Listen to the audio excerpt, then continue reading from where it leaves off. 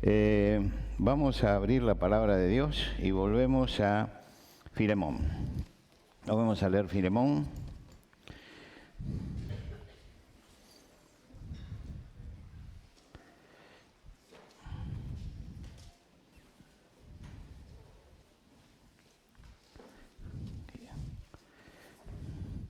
Estoy tratando de arreglarme el micrófono porque me lo pusieron recién. Ahí está. ¿Ustedes me escuchan bien? ¿Sí? ¿No retumba? Vamos a empezar, Filemón, versículo 8, y de ahí en adelante. Habíamos leído ya estos versículos, habíamos llegado hasta el 14, pero quisiera volver a leerlo por lo que vamos a decir. Por lo cual, aunque tengo mucha libertad en Cristo para mandarte lo que conviene, más bien te ruego, por amor, siendo como soy, Pablo ya anciano y ahora además prisionero de Jesucristo, te ruego por mi hijo Onésimo, a quien engendré mis prisiones, el cual en otro tiempo te fue inútil, pero ahora a ti y a mí nos es útil, el cual vuelvo a enviarte, tú pues recíbele como a ti mismo. Yo quisiera retenerle conmigo, para que en lugar tuyo me sirviesen mis prisiones por el Evangelio. Pero nada quise hacer sin tu consentimiento para que tu favor no fuese como de necesidad, sino voluntario. Porque quizá para esto se apartó de ti por algún tiempo, para que le recibieses para siempre. No ya como esclavo, sino más que esclavo, como hermano amado mayormente por mí, pero cuanto más por ti, tanto en la carne como en el Señor. Así que, si me tienes por compañero, recíbele como a mí mismo. Y si en algo te dañó o te debe, ponlo a mi cuenta. Yo, Pablo, lo escribo de mi mano, yo lo pagaré, por no decirte que aún tú mismo te me debes también. Sí, hermano, tenga yo algún provecho de ti en el Señor, conforta mi corazón en el Señor. Te he escrito confiando en tu obediencia, sabiendo que harás aún más de lo que te digo. Prepárame también alojamiento, porque espero que por vuestras oraciones os seré concedido. Te saludan Epafras, mi compañero de prisiones por Cristo Jesús, Marcos, Aristarco, Demas y Lucas, mis colaboradores. La gracia de nuestro Señor Jesucristo sea con vuestro espíritu. Amén. Amén. Hemos leído hoy toda la carta. Esta carta se lee fácil y podíamos haber leído desde el principio, pero quise detenerme en esto porque vamos a detenernos en la segunda parte. El cristianismo, a pesar de lo que escuchamos, fue y es revolucionario porque predica una nueva relación entre los hombres. Establece para esta nueva relación la hermandad, el respeto, la justicia, la bondad, la solidaridad. Todo eso entra dentro de la doctrina cristiana para la vida de relación. Y en la sociedad parece que estas son cosas inalcanzables. Como creación de Dios, todos llevamos la imagen de Dios, todos. Así lo decidió el Señor al principio, cuando dice, entonces dijo Dios, hagamos al hombre a nuestra imagen conforme a nuestra semejanza. Y así lo hizo. Y creó Dios al hombre, y vuelve a repetir Génesis la misma palabra, dice, creó Dios al hombre a su imagen, a imagen de Dios lo creó, varón y hembra los creó. Ahora, ¿qué significa imagen de Dios? ¿Qué significa? Significa que el hombre fue creado como un ser libre. Los otros seres de la creación están sujetos al disco duro que Dios le puso y no pueden irse más allá del instinto. ¿Por qué? Porque los manda. Nosotros no.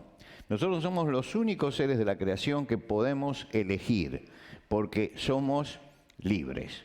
Somos moralmente responsables, porque el hecho de ser libres nos hace a la vez responsables. Esta es una de las cosas que se está perdiendo, y parece que la libertad es sin límite. La libertad tiene límites, y tiene el límite de la responsabilidad.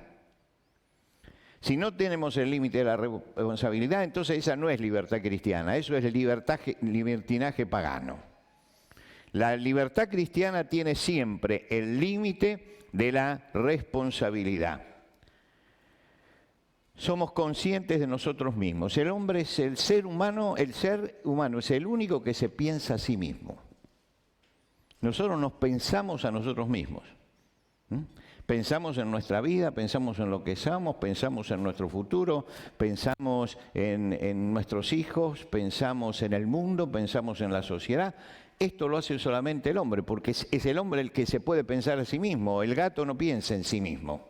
Él vive de acuerdo al instinto que tiene.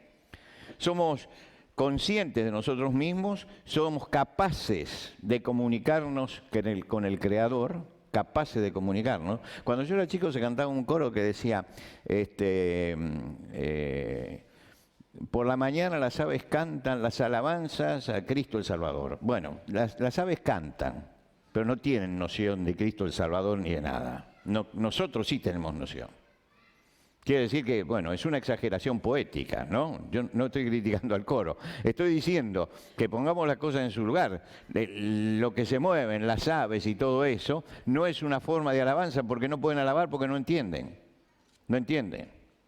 El ser humano entiende, el ser humano comprende y eso es lo grande que hace que el ser humano sea humano y se diferencie de los demás seres de la creación. Quiere decir que todas esas cosas nos han marcado como personas diferentes. Nuestros primeros padres pecaron y cuando pecaron la imagen de Dios se oscureció. Se oscureció. El hombre tiene la imagen de Dios, pero está oscurecida por el pecado, está embarrada por el pecado. Es como la imagen que tiene una moneda. Nosotros tenemos una moneda y tenemos una imagen allí en la cara. Cuando cae en el barro, se desdibuja. Ahora, debajo está, debajo siempre está presente. Y solo la gracia de Dios puede limpiar eso en el hombre. Ahora, tiene para eso que establecer una nueva relación. Y esta nueva relación solo es posible si actúa la gracia de Dios. Y este es el gran tema de la palabra de Dios, la gracia de Dios que llega hasta nosotros. La gracia de Dios implica, en primer lugar, un cambio en nuestro corazón. Abandonar la vieja manera de vivir, abandonarla, lo que hemos recibido por herencia. Y por otro lado, nos capacita para vivir una nueva vida en Cristo. Solamente la gracia de Dios puede cambiar al hombre. Solamente la gracia de Dios. Nadie puede cambiar al ser humano si no lo cambia Dios. El ser humano tiene un lugar secreto en su corazón. Los hombres tratan de hurgar en la parte psicológica, a ver qué hacen. Pero es un santuario ese, ahí tiene que actuar Dios, no los hombres. Los hombres lo único que hacen es acomodarlo. Dios es el único que puede cambiarlo. Dios es el único que puede limpiarlo. Tenemos que entender que la gracia de Dios es superior a todo lo que el hombre puede hacer, porque solamente la gracia de Dios puede cambiar el corazón del hombre. El centro espiritual de la carta, esta carta que nosotros hemos leído, es la obra de la gracia de Dios. Cómo la gracia de Dios llegó a Onésimo y cómo le está diciendo Pablo que la gracia de Dios tiene que tocar el corazón también de Filemón. Es decir, que la gracia de Dios tiene que derramarse. Y todo lo que dice Pablo es para eso, para mostrar en primer lugar cómo la gracia de Dios tocó a Onésimo y en segundo lugar para mover el corazón de Filemón para que él también actúe dejando que la gracia de Dios desborde. ¿Qué se espera de Onésimo una vez que lo tocó la gracia de Dios? Pablo señala prácticamente el cambio.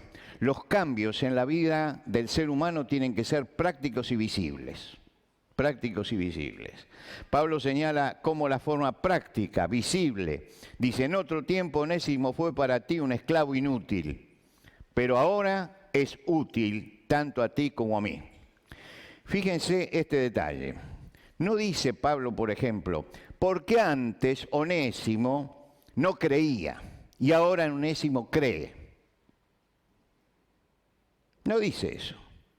Dice, antes vivía en esta forma y ahora vive en esta forma. La gracia de Dios tiene que cambiar nuestra vida. La fe cristiana no es una forma de creer, es una forma de vivir, tiene que ver con la vida. Hay que tener cuidado porque a veces la reducimos a crea, crea, crea y nada más que crea. Pero cuando yo tengo una fe auténtica, cuando la fe vive realmente, cuando la fe no está muerta, cuando la fe está viviendo, esa fe me tiene que cambiar, esa fe me tiene que manejar, esa fe me tiene que transformar. Lo dijo Erasmo, criticando un poco a muchos reformadores que exageraban la nota, y les dijo, cuidado, porque el cristianismo no es una forma de creer solamente, es una forma de vivir. Y entonces cuando yo soy cristiano, no es porque ahora creo en Cristo y ahora no creía en Cristo, sino porque yo recibí a Cristo en mi corazón y Él cambió mi vida y empiezo a vivir en una forma diferente. Recuerden ustedes lo que dice Santiago. Santiago complementa justamente al apóstol Pablo. La fe sin obras está muerta en sí mismo. La fe tiene que manifestarse. La fe tiene que mostrarse. Somos salvos por la gracia de Dios, eso es verdad. Pero después tenemos que mostrar ante los hombres que tenemos esa fe porque vivimos en una forma diferente. Somos justificados por Dios, por la gracia de Dios. Justificados pues por la fe, tenemos paz con nuestro Señor Jesucristo, por medio de nuestro Señor Jesucristo. Esto es la gracia de Dios a nosotros. Y nos dice Santiago, pero si la fe no se manifiesta en obras, esa fe no existe, esa fe está muerta. Quiere decir que lo que nosotros obramos tiene que manifestar lo que Dios ha hecho en mi vida. De Onésimo se espera que su fe no sea meramente una forma de creer, sino un cambio total en su vida. Y realmente de cada persona que dice que acepta a Cristo, lo que esperamos es que realmente haya un cambio en su vida. Levantar la mano es muy fácil. Pasar adelante es muy fácil. El asunto es que la persona tiene que mostrar su fe no levantando la mano y pasando adelante y llenando una ficha. Lo tiene que mostrar en su manera de vivir. Y el cristianismo no lo podemos abaratar. No lo podemos abaratar, hermanos. El Señor no vino para ser creyentes, vino para ser discípulos. El Señor no dijo ir por todo el mundo y entonces predicando y haciendo creyentes. Él dijo haciendo discípulos, haced discípulos a todas las naciones. Hay una diferencia. El creyente simplemente cree, el discípulo es el que sigue. Y necesitamos que el cristianismo sea personas, hermanos, que realmente estén siguiendo al Señor. Por eso yo digo que el cristiano no se ve el día domingo, el cristiano se ve el día lunes. Porque el día domingo todos somos santos y todos tenemos una fe inclaudicable y todos estamos en victoria espiritual. Pero el lunes nos tenemos que enfrentar al mundo y allí es donde uno demuestra si es cristiano o no es cristiano. Esto es lo que nosotros tenemos que hacer. Se espera de la fe que dé un cambio y un vuelco en nuestra vida, un cambio en nuestra actitud laboral, en el caso de Onésimo, que se comprometa ahora con su trabajo, que no sea el inútil que fue antes, sino que esté comprometido. ¿Qué se espera en un cristiano? Que cambie en su relación familiar, que cambie en su conducta social, que cambie en las actitudes personales que tenga, que cambie en su vocabulario, ahora que el vocabulario está tan degradado, bueno, que el cristiano no entre dentro de la degradación, que hable dentro de las normas de respeto que merece y que tiene nuestro lenguaje. Esto se lo digo a todos los jóvenes. Los jóvenes... todos hemos sido jóvenes y nos tentamos con las palabras que aparecen y todo eso, pero hay palabras que son muy groseras y muy ofensivas que hoy las escuchamos por televisión. En la televisión, permítanme decirles, ya hay un lenguaje prostibulario. Entonces no podemos copiar ese lenguaje. Los cristianos tenemos que hablar en una forma diferente.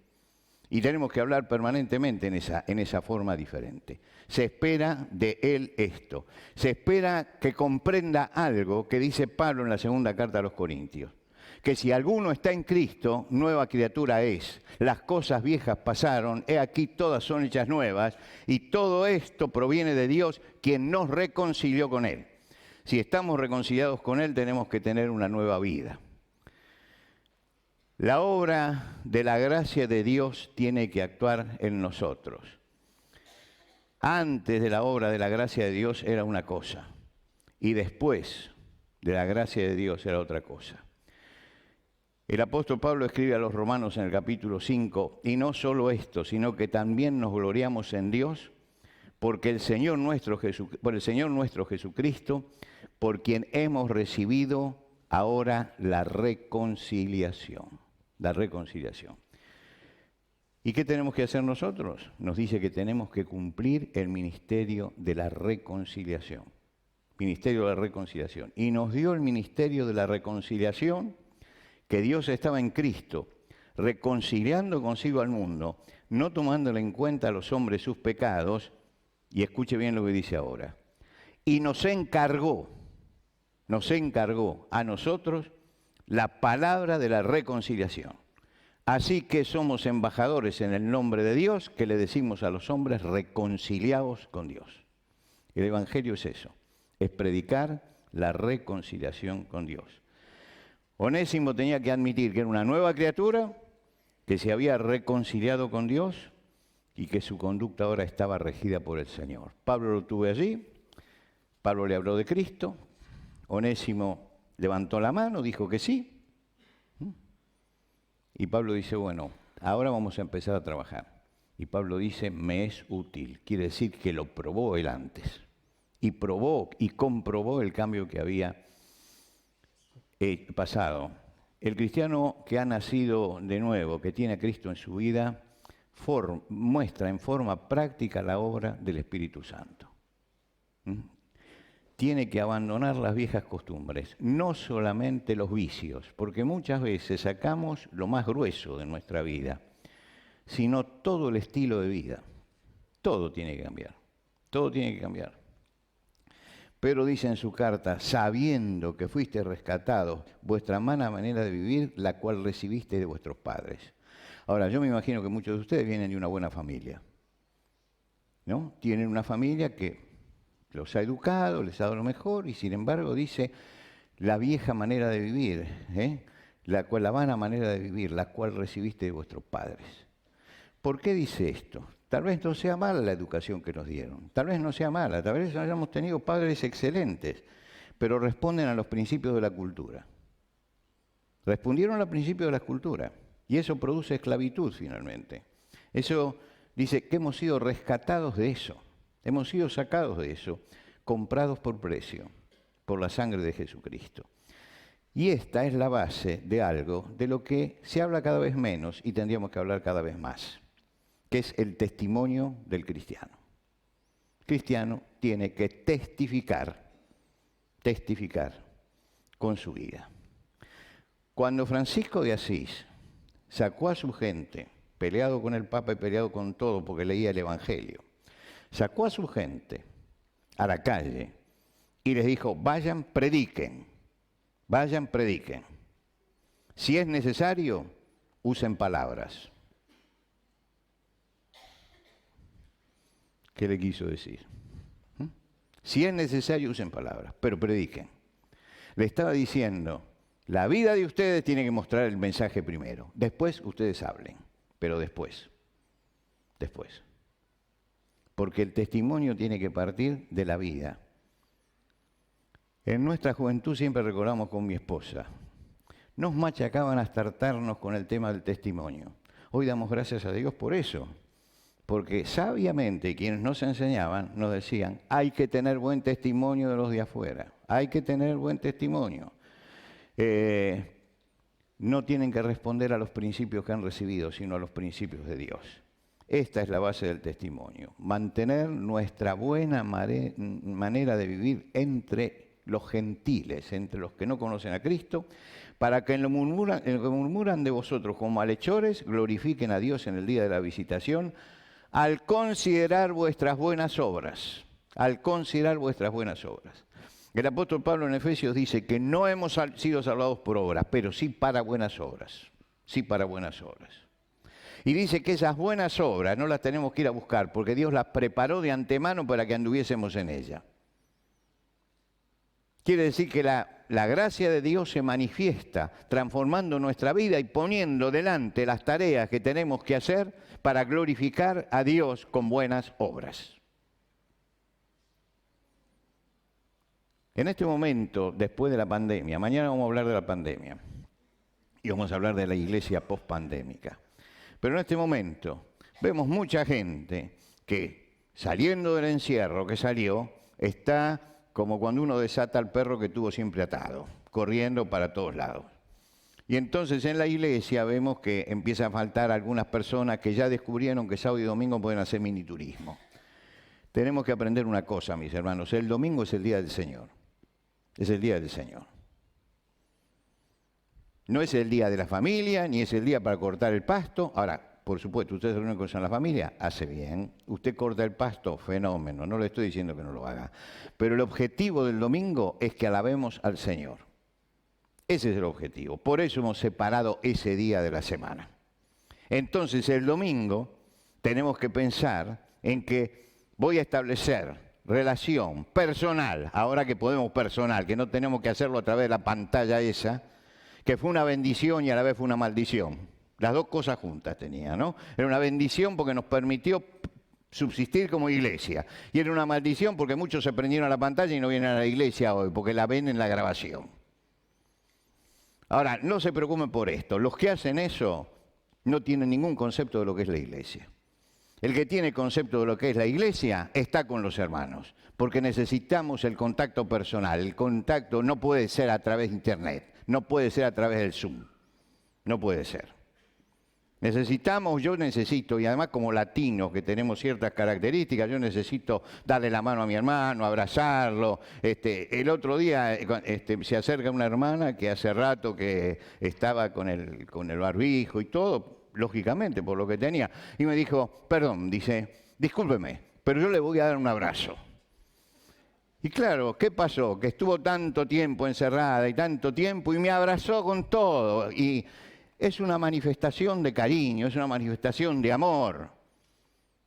Y no tenemos que tener vergüenza ni miedo de hacer eso, ¿no es cierto? Porque el latino usa todo el cuerpo para expresar lo que siente y lo que vive.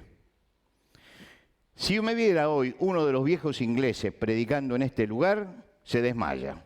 Porque los ingleses no hacían gestos, no hacían gestos. Yo me acuerdo de haber visto a un hermano que yo decía, pero no se mueve, no se mueve. Y de repente al final hizo así, y fue todo el gesto que hizo. A mí me dicen que yo me quede quieto, no puedo predicar. ¿Por qué? Porque expresamos a través del cuerpo también. Lo expresamos a través de eso. Y cuando nos empezamos a expresar, no solamente con la palabra, sino con el cuerpo, es porque estamos cómodos, porque nos estamos transmitiendo, porque tenemos comunión y todo eso. Esa es la característica del latino. Entonces yo llego a los Estados Unidos y veo dos amigos que se saludan y dicen hi y chao. Y yo cuando me encuentro con señor digo, ¿qué tal? Le doy un beso, me abraza, y ellos me vienen, me abrazan, me dan un beso, porque nosotros somos otra cosa. Otra cosa. Y tenemos que defender lo que somos. Yo recuerdo que una vez vino un hermano americano. Él vivía en Quito, en Ecuador. Y en Quito tenía un negocio muy interesante. Y era todo un personaje, porque como tenía que vender unas empanadas hechas de una masa hecha con arroz, tenía unos bigotes, se había preparado unos bigotes muy grandes que eran el símbolo de la empanada, entonces tenía siempre esos bigotes allí puestos. Y vino a visitarnos allí a la iglesia nuestra en San Miguel, y yo le dije, mire, Rasti, vamos a ponernos en la puerta para saludar. Y resulta que cuando empieza a salir la gente, sale la primera persona y lo abraza y lo besa. Y este hombre se desmaya casi, porque no estaba acostumbrado.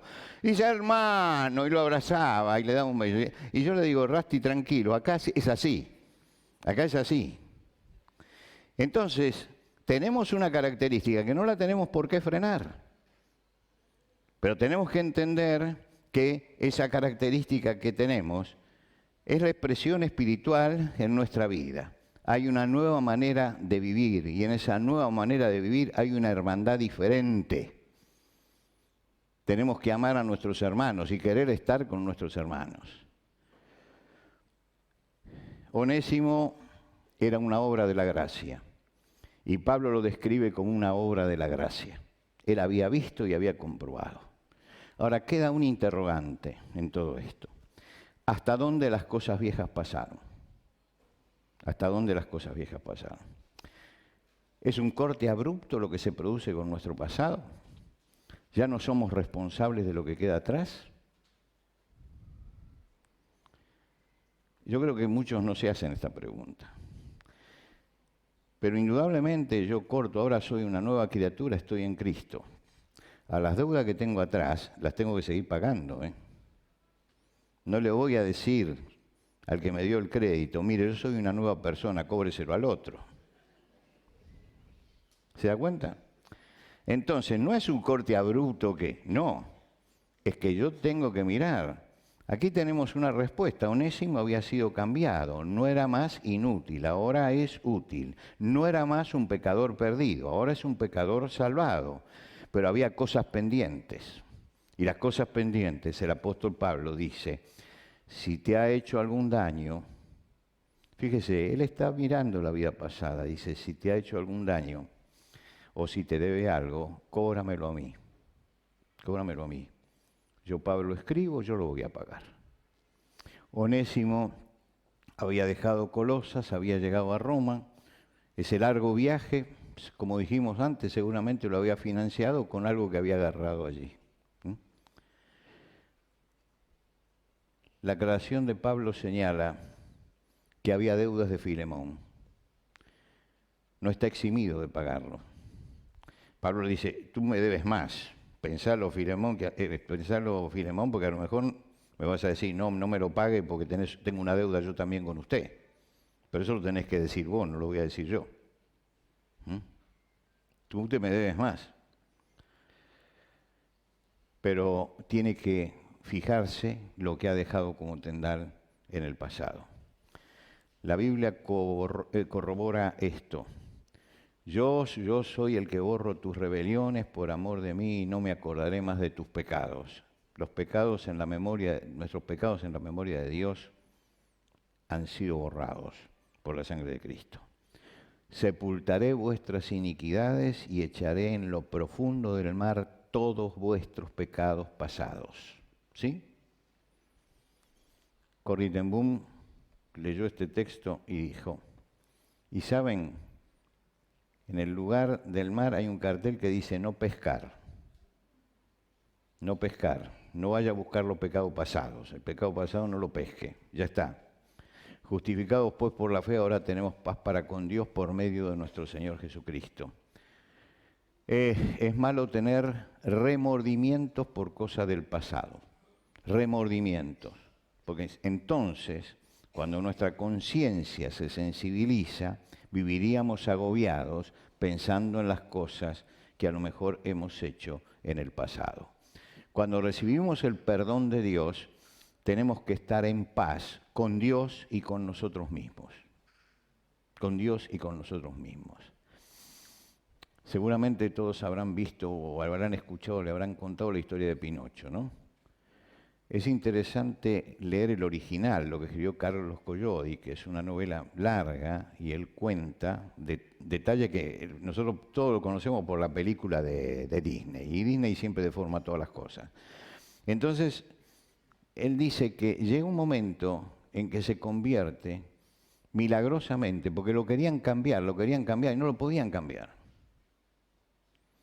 Y entonces llega el poder sobrenatural del hada y lo cambia en un niño de verdad. Y entonces dice que él ve el muñeco que era y lo ve con tristeza, diciendo, pero eso es pasado, ahora soy otra persona. Y creo que muchas veces miramos el pasado y tenemos que verlo como ese muñeco que quedó allá. Ahora soy una nueva criatura. Si alguno está en Cristo, es un nuevo ser. Las cosas viejas pasaron. Están allí, muertas. Él cuando lo mira, no se explica cómo él pudo ser eso. Y a veces nos vamos a no explicar cómo pudimos ser lo que fuimos. Pero no tenemos que dar vueltas sobre eso. Eso pertenece al pasado. Eso lo dejamos. Pablo no dice Onésimo es una nueva criatura, olvidemos todo lo que ha hecho. Dice, no, vamos a mirar lo que ha hecho para ver qué es lo que se puede solucionar. No siempre es posible solucionar cosas que hemos hecho mal en el pasado, no siempre. Hay cosas que son irrecuperables, no tienen posibilidad de solución. El que ha abandonado a sus hijos durante 20 años y llega después a Cristo, no puede recuperar eso, no puede recuperarlo. No tiene una posibilidad de solución eso. Hay cosas en lo que a las que es imposible volver, pero en aquellas cosas que puedo volver, tengo que volver. Zaqueo recibió la palabra de Cristo. Inmediatamente, él viendo su propia falta, dice, la mitad de mis bienes doy a los pobres, y si en algo he defraudado, lo voy a devolver cuatriplicado. Esto es la conciencia de la gracia. Usted dice, ¿le alcanzó la gracia de Dios? Ahí tiene el testimonio. Aquel hombre que cobraba impuestos y que tenía avidez de dinero, admite que tiene que repartir lo que tiene y que si alguien viene y le reclama, se lo devuelve 4 veces. Esto es la obra de la gracia de Dios, la reparación posterior. La nueva vida despierta la conciencia que había cauterizado el pecado. El pecado quema la conciencia. Quema la conciencia. No tenemos conciencia después, se quema. Podemos hacer el mal banalmente. Usted dice, por ejemplo, esto fue estudiado mucho por Hannah Arendt y tiene un libro. Ella fue a Israel para ver el juicio Eichmann. ¿Se acuerdan el criminal nazi que lo tomaron aquí en Argentina? Ella fue a ver el juicio, fue la única mujer periodista que estuvo en el juicio, viendo el juicio completo. Y escribió un libro que se llama Eichmann en Jerusalén. Muy interesante, porque él dice, Eichmann no era un monstruo, era un hombre. Muchos se pusieron locos cuando escucharon esta frase, pero dijo una verdad, era un hombre. Dice, eso lo puede hacer cualquier hombre. Está el potencial malo en todos, en todos. Dice, él llegó a la banalidad del mal. Podía levantarse porque era su trabajo, como un oficinista, se sentaba, tomaba la lista de los que tenían que ir a los hornos de cremación, los tenían que matar y los tenían que quemar, hacía la lista, mostraba dónde tenían que ir, cómo tenían que hacerlo, se la daba a los que tenían que hacerlo y volvía a su casa y estaba con su familia. Y criaba a sus hijos y era un buen padre. Entonces Hannah Arendt empieza a mirar y dice, todos dicen, es un monstruo, es un monstruo. No, no es un monstruo, es un hombre, porque los hombres son así. Y yo coincido con ella y recuerdo que una vez me lo dijo un armenio cuyo padre había sido perseguido siendo niño, lo dejaron por muerto en un pozo, al chico. Y se quedó allí quietito entre los cadáveres y a la noche se escapó. Era el abuelo de él, el padre de él. Y él dice, eso lo hicieron los turcos. Pero eso no quiere decir que si no hubiéramos tenido poder, lo hubiéramos hecho nosotros. Porque el hombre es así. Queremos pensar que el hombre es bueno. ¿Se acuerdan Rousseau? El hombre es bueno, la sociedad lo pervierte. Mentira. El hombre es malo. Es malo. Y hasta que no admitimos que el hombre es malo, no podemos alcanzar la gracia de Dios. La gracia de Dios me dice que yo soy pecador. Y ser pecador es que soy un transgresor. Es que tengo una naturaleza caída. Y la conciencia se cauterizó. Yo puedo hacer el mal en el pecado, puedo llegar a cualquier extremo, porque quemo la conciencia. ¿Qué significa la conciencia cauterizada? Usted vio que nosotros ponemos el despertador a tal hora a la mañana. A tal hora a la mañana. ¿Se acuerdan cuando teníamos el despertador redondo que sonaba y le dábamos cuerda? Y yo a la noche me tengo que levantar a las 6 de la mañana, pero mañana me voy a quedar un rato más. Entonces lo adelanto, lo atraso. o lo adelanto. Con la conciencia hacemos lo mismo. Recibimos una conciencia que marca bien y mal, pero después empezamos a alterarla, la alteramos, la vamos alterando.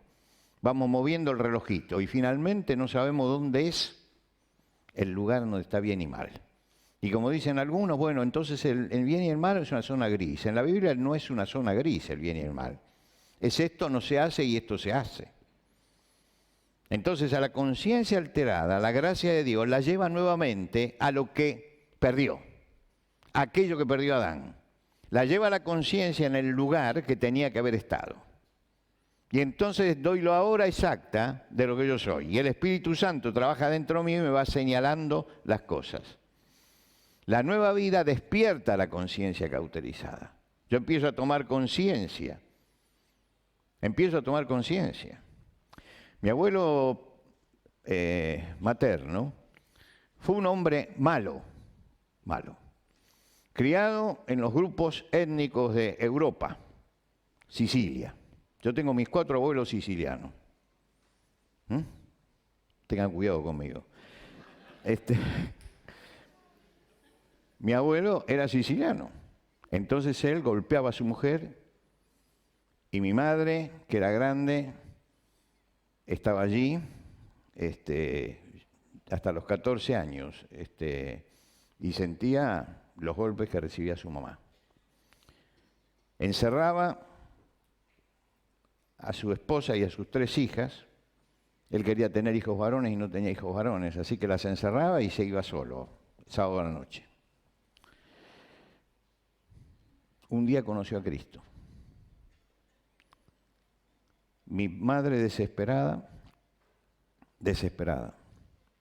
con mi abuela, también desesperada. Mi abuela había recibido una paliza.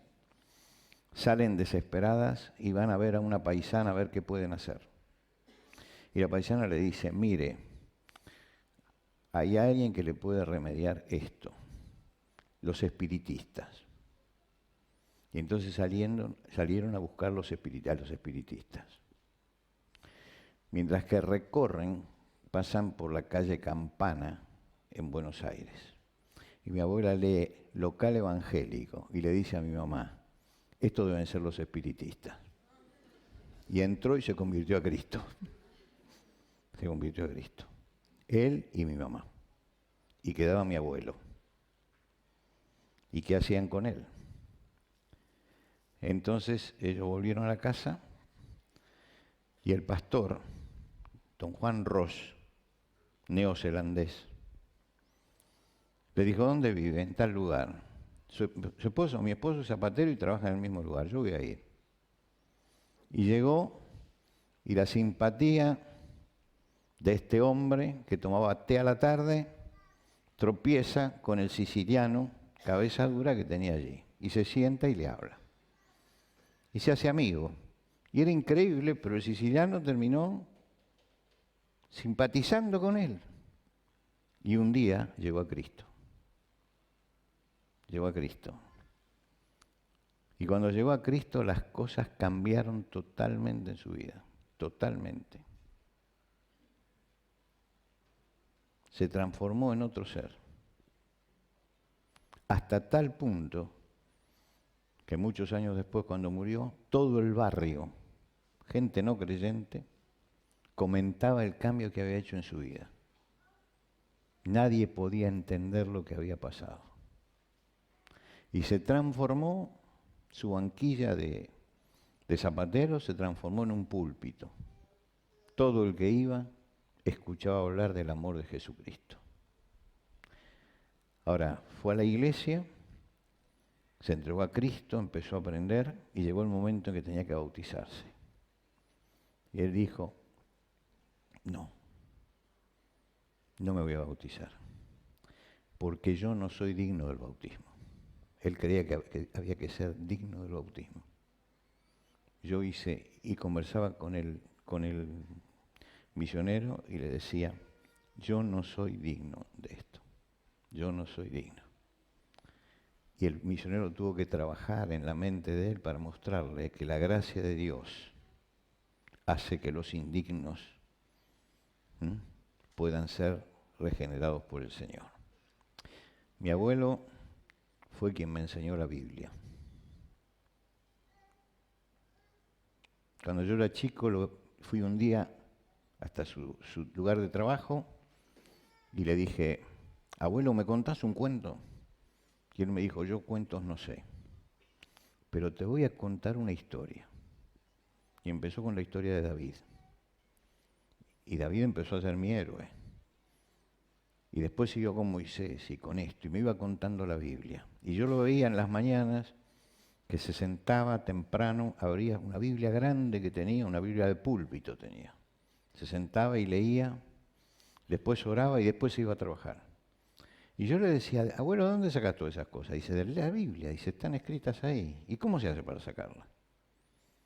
Y entonces me empezó a enseñar, él con mi abuela, me empezaron a enseñar las letras. Y a los 5 años yo leía de corrido. Y aprendí a leer en la Biblia. Y tengo 76 años. Hace 71 años que leo la Biblia. Fue lo más grande que recibí de mi abuelo. El ejemplo de un hombre de fe. Para él las cosas viejas habían pasado. Todas habían sido hechas nuevas.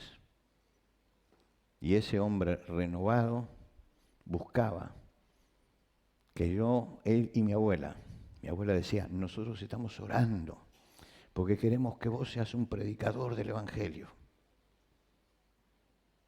El sueño se cumplió, la oración se cumplió. Es maravilloso ver lo que hace la gracia de Dios. La conciencia cauterizada se despierta y empezamos a vivir una vida diferente.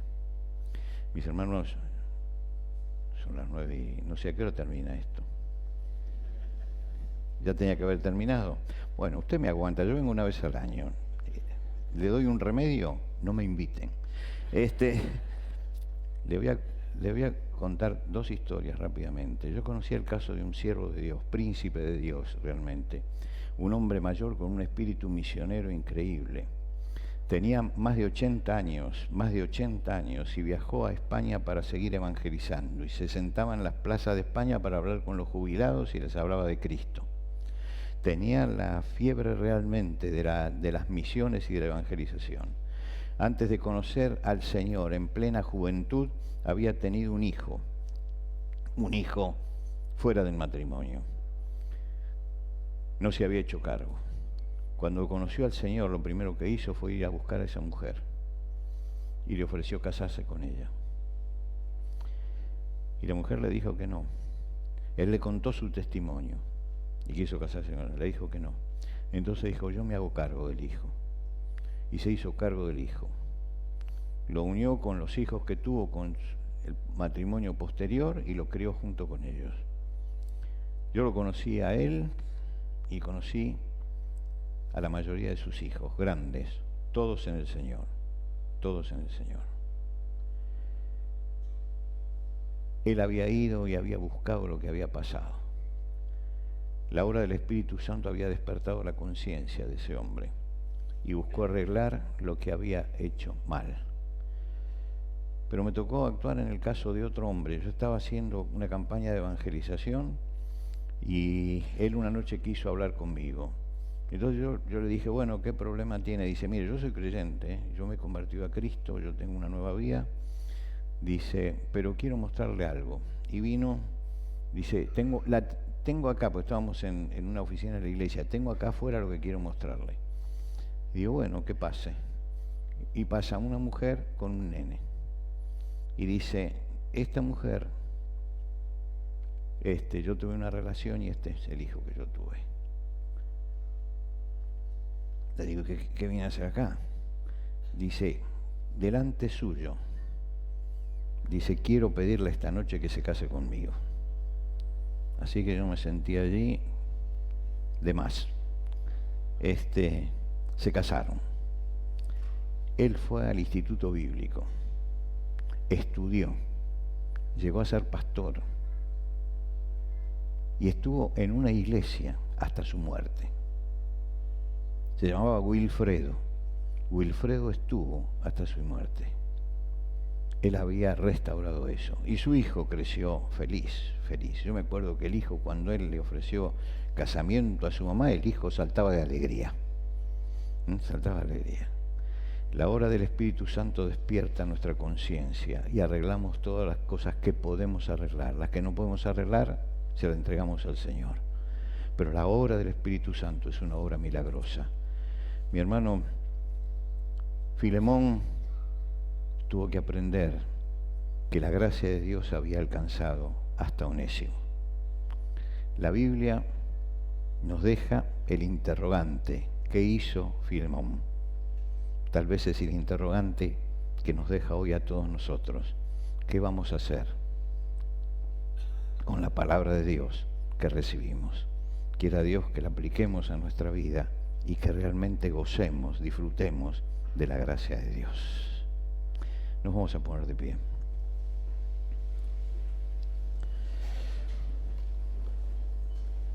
Padre, queremos pedirte esta noche que la gracia tuya, esa gracia salvadora que entró en nuestra vida, esa gracia que nos sostiene en los momentos difíciles y nos hace estar en pie en medio de las tormentas, esa gracia que nos muestra tu misericordia todos los días de nuestra vida, pueda manifestarse en nuestras obras para que el mundo crea que tú eres el enviado del Padre. Señor, toma nuestra vida esta noche en tus manos y habla con tu espíritu. Que las palabras humanas desaparezcan para que tu espíritu deje en el corazón lo que tú querías decirnos a cada uno de nosotros a través de tu palabra esta noche. Y que cada uno, al llegar a su casa, en el día de mañana, pueda reflexionar sobre esto y que podamos sacar algo provechoso para nuestra vida, que podamos decir que realmente hemos aprendido algo y lo hemos puesto en práctica en nuestra vida. Señor, te damos gracias por el Señor Jesucristo, el eterno Salvador. Te damos gracias porque su inmenso amor hizo que se entregara por nosotros en la cruz del Calvario. Te damos gracias porque el perdón del Señor es un perdón tan amplio que nos abarca a todos. Y te damos gracias porque la gracia de Dios se derrama en nuestra vida. Y te damos gracias porque la gracia de Dios nos sostiene. Y la gracia de Dios se manifiesta corrigiéndonos y guiándonos. Y el Espíritu Santo obra en nuestra vida para que podamos ser fieles a ti. Te rogamos, Señor, que nuestros oídos estén atentos, abiertos al Espíritu Santo, para que la gracia de Dios, como el río de tu palabra, desborde en nosotros, para que silenciosamente el agua de Dios mane desde nuestro corazón hacia todos los que están a nuestro alrededor, y que sea nuestra vida una vida refrescante para los hombres, que les muestre que hay perdón en la sangre de Jesús, que hay perdón, que la muerte de Cristo fue por cada uno de nosotros, para que podamos todos decir, como dijo el apóstol Pablo, el cual me amó y se entregó a sí mismo por mí. Gracias, Padre, porque cuando el Hijo moría en la cruz, tú pensabas en mí y tú pensabas en cada uno de los que están aquí. En ese momento estuvimos presentes en tu mente y en tu corazón. Señor, gracias por ese amor inmenso que nos tuvo presente en ese momento, cuando todavía no existíamos, y pagó el precio del pecado nuestro. Señor, queremos darte la gloria esta noche. Queremos terminar esta noche elevando nuestro corazón a ti y agradeciéndote y diciéndote, Señor, no nos alcanzan las palabras para agradecerte la misericordia que has tenido con nosotros.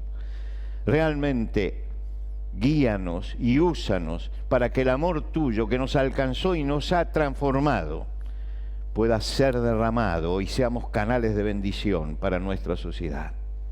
Pedimos, Señor, todo esto en el nombre y en los méritos de Cristo Jesús. Amén. Amén. Que Dios les bendiga, hermanos.